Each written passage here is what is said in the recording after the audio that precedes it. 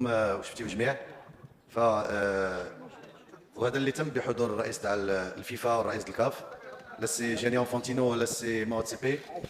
شيء مؤسف جدا اليوم في الرياضه هو ان يحرم فريق وطني مغربي يستعد لمده 6 اشهر بصوره مسترسله وبصوره جديه باش يشارك في الشان ويمشي يدافع على الحظوظ نتاعو ويدافع على اللقب نتاعو. مؤسف جدا ان يبقى اليوم في المطار لمده ساعات ينتظر ترخيص باش يمشي يشارك في بطوله افريقيا. كما قلت شارك في اقصائياتها مسبقا واستعد لها جيدا.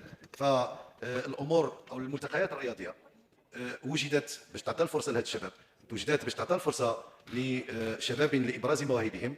وما نعيشه اليوم ان الفريق الوطني المغربي اللي لحد الساعه هو موجود هنا في قاعه الانتظار شيء مؤسف في حقي. كما قلت شباب اشتغلوا لمده سنوات واستعدوا لهذه التظاهره لمده اشهر واستعدوا على جميع الجوانب للمشاركه في التظاهره من جهه والدفاع عن لقبهم من جهه ثانيه. نذكر بان الفريق الوطني يعني حاز على اللقب لمده دورتين متتاليتين، واليوم تعيشون وتنظرون وتشوفوا هذا الواقع الذي يعني يبين بوضوح الرغبه الرياضيه تاع المنتخب الوطني والمغرب باش يعني نشاركوا نلعبوا تظاهره رياضيه بحته.